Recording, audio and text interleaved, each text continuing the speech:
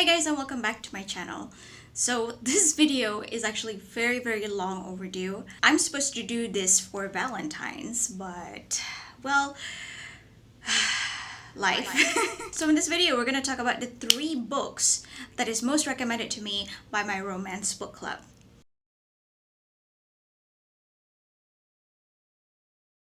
So if you've seen the thumbnail, we're going to talk about Fake Empire, The Hating Game, and Beguiling the Beauty. These are the books that are most mentioned. I did not ask them directly, but these are the 3 books that I realized that they mentioned a lot. So I read it, and I have thoughts.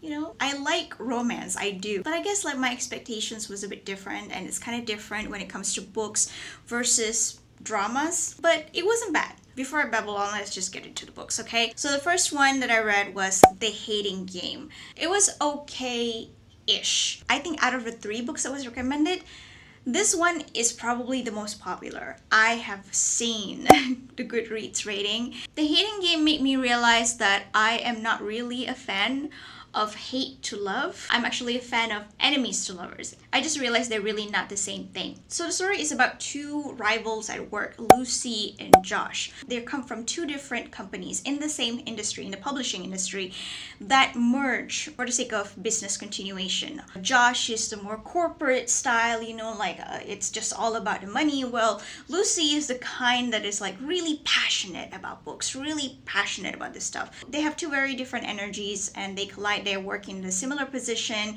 and they're working in close proximity, and that's clashing energy that creates this hate to love energy. Kinda, yeah. But since we follow the story solely from Lucy's POV, we realize that Lucy has this interesting feeling of sexual desire towards Josh. The person that she makes fun of, the person that she claims to be too stuffy and like just this no bullshit kind of person, the person that she doesn't particularly like. I'll give this book one thing. The sexual tension was good. As a girl myself, like reading from Lucy's POV, I guess I can relate to her on some level. You have this hate towards person, but at the same time you just can't help but like feel like, oh, you're so attractive, and then you're disgusted by yourself, like, ew, why do I feel like this kind of feeling towards a person that I hate? Ew. I guess that's the reason why they say that, you know, the line between love and hate is kind of blurred. I actually almost DNF'd this book because Lucy's POV is too immature for me to follow. I'll be honest with you, I can't relate to this. I can't relate to workplace rivalry. Maybe because I have never experienced it. Maybe because I feel like as long as you don't directly sabotage me, I'm good. I am too old for this drama. But seriously, the workplace thing, it feels petty and childish at the same time. But I think that's the point of the story. It's about adults behaving like children. Yeah, I really can't relate. But I really powered through because I want to know what people love about it so much. And I finally discovered it. The reason that the book was so successful, at the very least for me, is because of Josh. Josh is so good. Josh is just really hot. The reason why it's so hot is because Josh is the rational one out of the 2 of them. Like, he sets out his boundaries really well. Who knows that setting boundaries can be really hot. At some point of the story, Lucy confronts him like about her feelings, and like how she felt this sexual feeling towards him but doesn't like him particularly because they are rivals at work. They actually have to fight for a COO position, if I'm not mistaken. And I love how Josh really sets his boundaries, sets his wants and desires, and he's like, I'm not going to be a one-time thing for you. I am more valuable to myself than that. And I'm like, respect. Boundaries is sexy.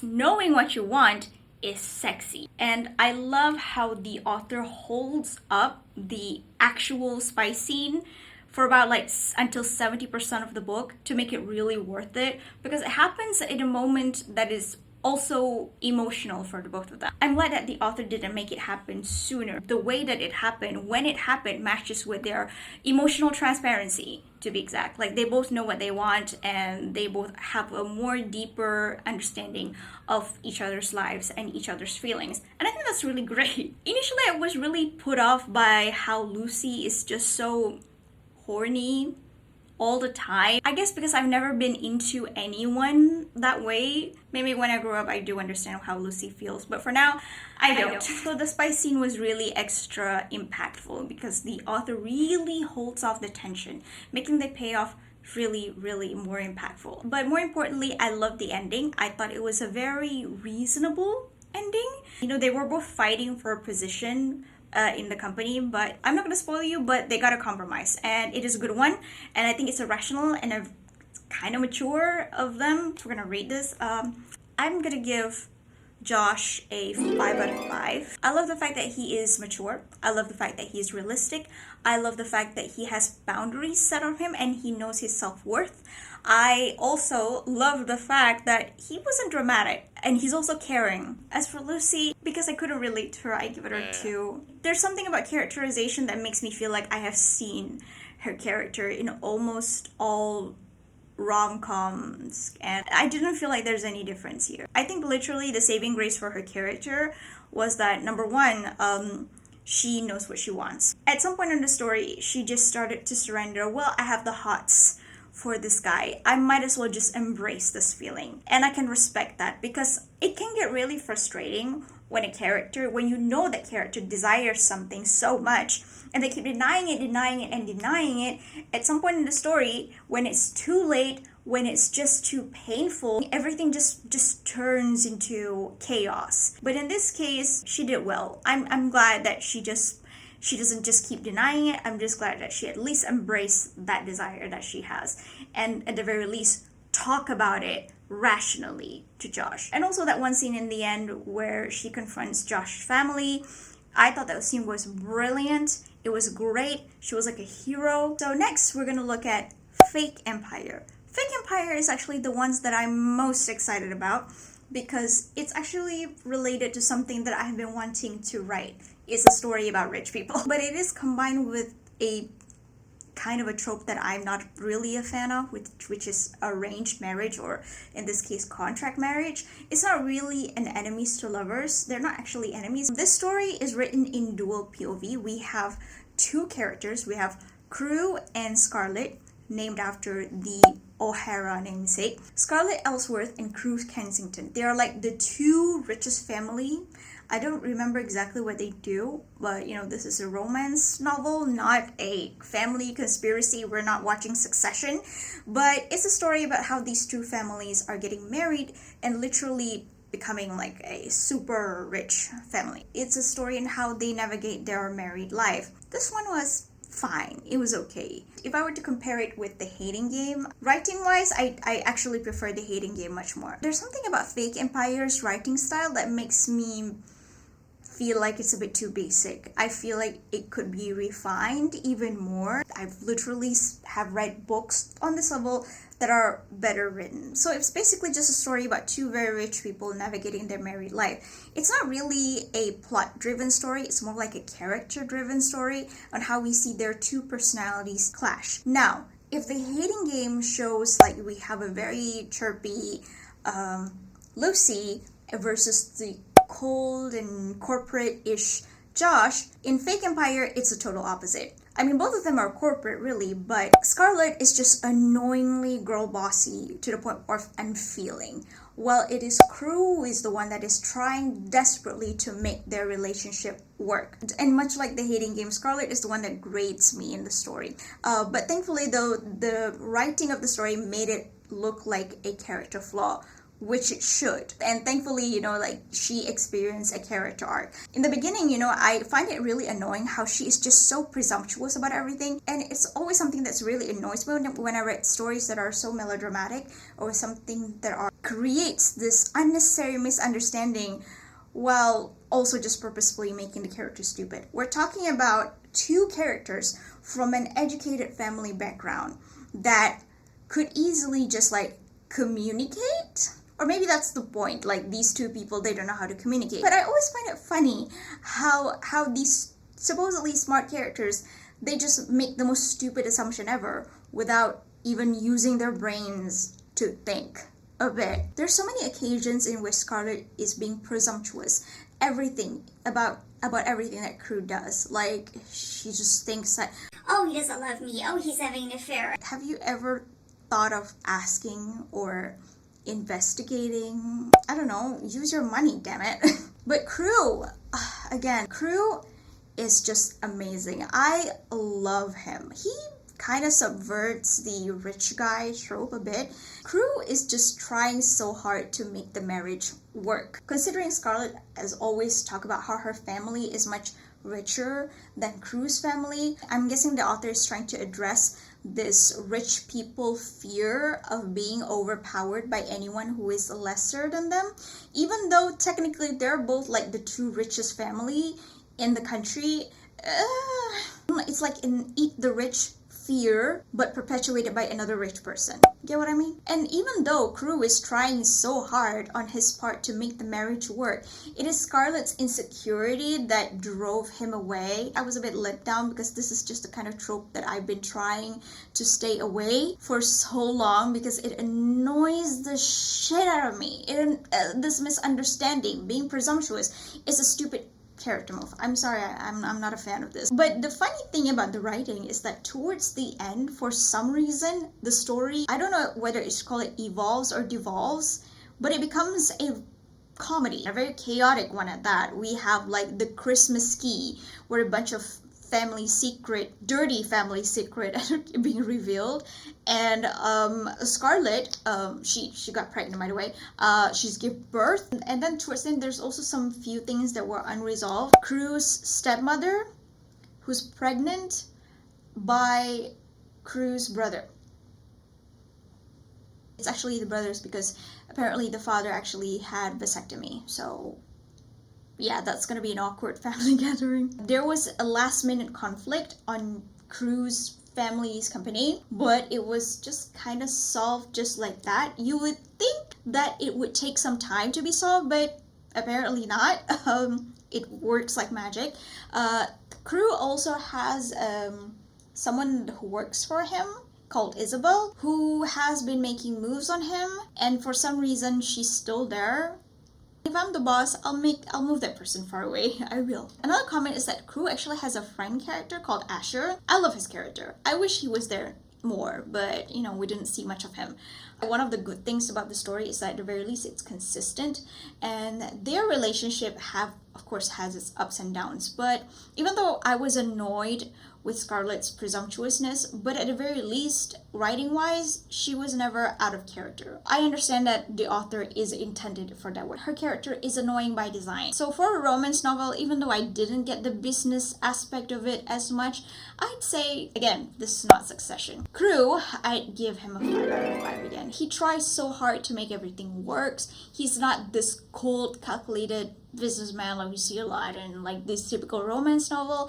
In fact, I like how he's actually kind of warm. He's actually very inviting, and he's actually, you know, like, he's just a nice guy, and I really like that a lot about him. As for the girl, I give her a 3 out of 5.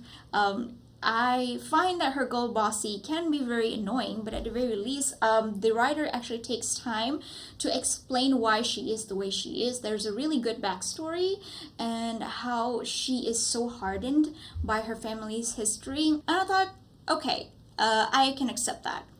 But the most important thing is that they give her character arc, and for that, all is forgiven. And last but not least, we have Beguiling the Beauty. So this is probably the only Regency book that I have read.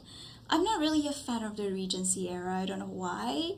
And it's nothing about like patriarchy or something. I understand historical context. This is probably the more unique story out of the 3. This is not really a simple enemies to lovers kind of thing. It has a lot of social context to it, and I find it kind of a bit more unique and fascinating. So this is a story about Venetia and Christian.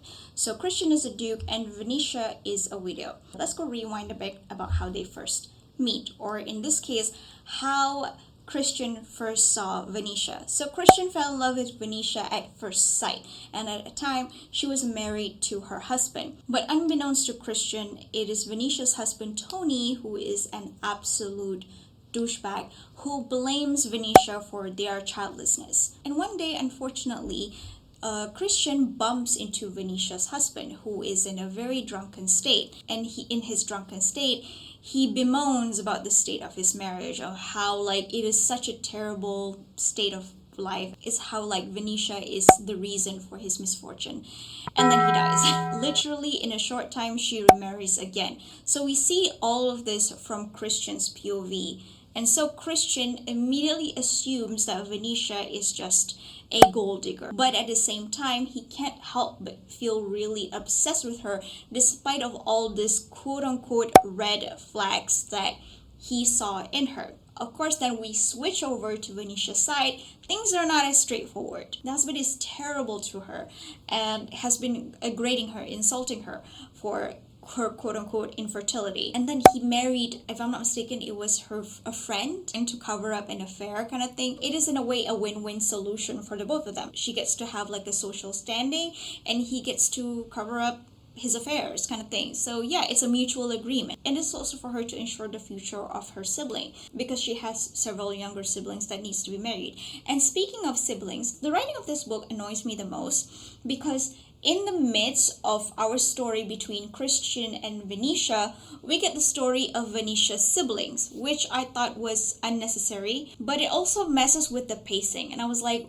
why did they do that? But I'm guessing it's Sherry Thomas, the author's way of trying to get us interested in other books in the series. But anyway, I wasn't interested. If anything, her putting the story of the siblings within these books actually discouraged me from ever finding the sequel or the spin-off of this book, because honestly it just annoys me. The book is actually kind of short, so I'm assuming that the subplot is simply just to fill up the page. So back to Venetia and Christian. Alright, so Venetia was actually thinking of setting up Christian for her sister, and so they attended one of his talks. But then his talk devolves into about a mysterious woman that to him is an example of how beauty can be deceiving.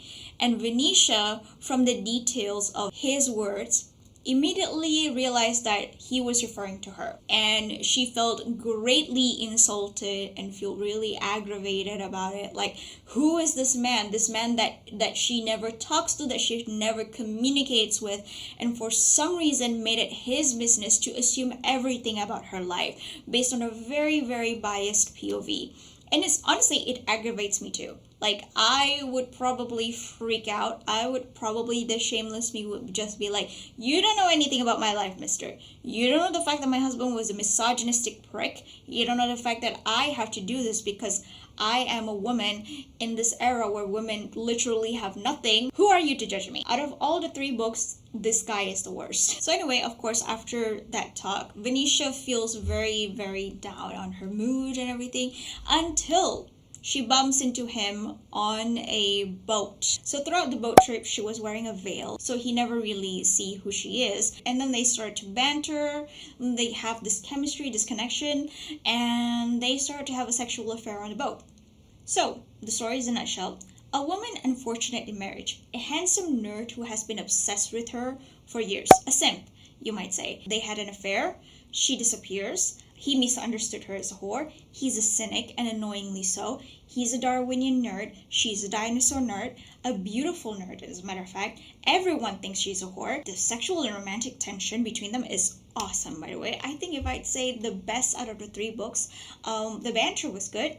They actually have the best conversation. The thing that I like about the book is throughout their escapades on the boat, he actually had plenty of chance to just look at her face, but he didn't. He respects the boundaries that she set.